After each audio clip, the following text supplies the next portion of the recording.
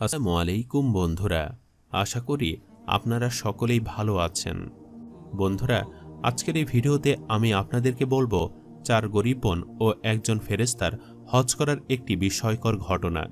কেন একজন ফেরেশতা মানুষের রূপ ধারণ করে হজ পালন করল, সে সম্পর্কে জানতে হলে পুরো ভিডিওটি শেষ পর্যন্ত দেখার অনুরোধ রইল। বন্ধুরা, কথিত আছে একবার রাবি বিন সুলাইমান রহমাতুল্লাহি আলাই তার সঙ্গীদের নিয়ে হজের সফরের উদ্দেশ্যে রওনা হয়েছিল। তিনি যখন তার সঙ্গীদের নিয়ে হজের উদ্দেশ্যে মক্কার দিকে যাচ্ছিলেন, তখন তিনি হঠাৎ করে দূর থেকে দেখলেন যে একজন মহিলা কিছু একটা করছে।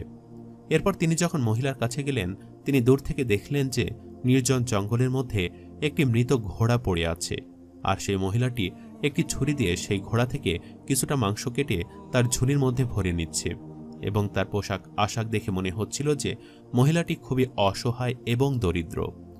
রাবি বিন সুলাইমান মনে মনে চিন্তা করতে লাগল যে এই মহিলাটি নিশ্চয়ই মরা ঘোড়ার মাংস কাউকে রান্না করে খাওয়াবে। তাই রাবি বিন সুলাইমান মহিলাটি পিছু নিল এবং দেখল যে মহিলাটি একটি বাড়িতে গিয়ে থামল এবং দরজার ঠোকর মারতে লাগল। তখন ভেতর থেকে একটি মেয়ে এসে দরজা খুলল। তখন মহিলাটি মাংসগুলো নিয়ে ভেতরে প্রবেশ করল। রাবি বিন সুলাইমান মনে মনে চিন্তা করতে লাগল, তারা নিশ্চয়ই এই মাংসগুলো রান্না করে খাবে। তাই রাবি বিন সুলাইমান মনে মনে ঠিক করল যে তাদেরকে সতর্ক করা প্রয়োজন। এজন্য তিনি যখন তাদের ঘরের দিকে উকি দিল, দেখল যে ঘরের মধ্যে মোট 4 জন যুবতী মেয়ে রয়েছে। রাবি বিন সুলাইমানের উপস্থিতিতে টের পেয়ে ঘর থেকে আওয়াজ আসলো যে বাহিরে কে দাঁড়িয়ে আছে।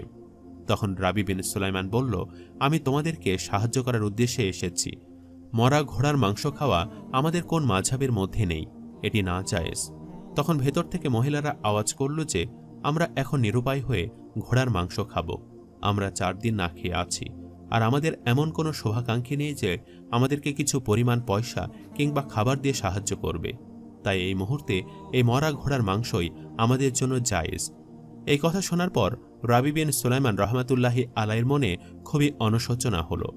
এরপর সে তার হজের কাফেলার কাছে ফিরে গেল এবং হজে যাওয়ার জন্য তার কাছে যে অর্থ কড়ি ছিল, সেখান থেকে তিনি কিছু অর্থ ব্যয় করে কিছু ময়দা কিনেন এবং বাকি অর্থগুলো তিনি ময়দার ভেতর লুকিয়ে সেই বাড়িটির কাছে গেলেন এবং ওই মহিলাটিকে ডেকে পাঠালেন, যিনি মরা ঘোড়ার মাংস তার সন্তানদেরকে খাওয়াতে চেয়েছিল।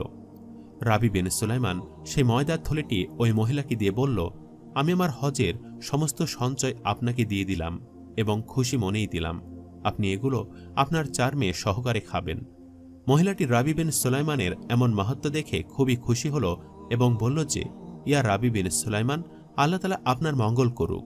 আপনার হজের ইচ্ছা কোনো একদিন আল্লাহ তাআলা কবুল করুক এবং আল্লাহ তাআলা জান্নাতে আপনাকে পরকালে স্থান দিক। ওই মহিলাটি এরপর ময়দার থলেটি নিয়ে সেখান থেকে চলে গেল। এদিকে রাবি বিন সুলাইমান রহমতুল্লাহি আলাই ততদিন পর্যন্ত সেখানে অপেক্ষা করতে থাকে যতদিন না পর্যন্ত হজ শেষ হয় এবং তার কাফেলাটি ফিরে না আসে।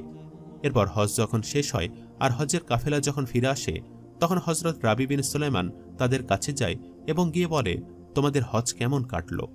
তখন তারা অবাক দৃষ্টিতে বলে, আরে তুমি কি আমাদের সাথে হজের সময় ছিলে না? তুমি তো আমাদের সাথেই মক্কা তাইফ করলে, শয়তানকে পাথর ছুঁড়ে মারলে, জমজম কূপ থেকে পানি খেলে, আর তুমি এখন বলছো হজ কেমন কেটেছে?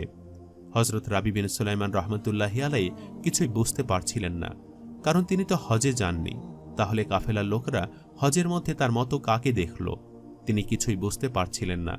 আরেকটি কাফেলা আসার পর তাদেরকেও তিনি জিজ্ঞেস করলেন, হজ কেমন কাটল? তারাও একই জবাব দিল। তারা বলতে লাগলো, তুমি তো আমাদের সাথে হজ করেছ, তাহলে আবার কেন জিজ্ঞেস করছো হজ কেমন কেটেছে? তিনি কিছুই বুঝতে পারছিলেন না।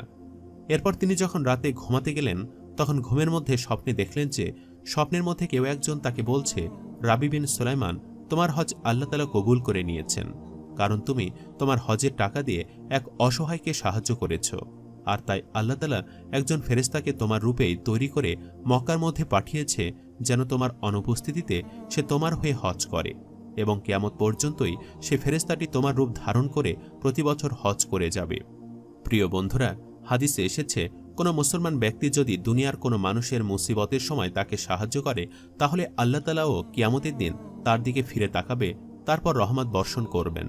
সম্মানিত দর্শক, ভিডিওটি আপনাদের কাছে কেমন লেগেছে তা আমাদের কমেন্ট করে অবশ্যই জানাবেন, আর সবাই আমাদের সাথেই থাকবেন।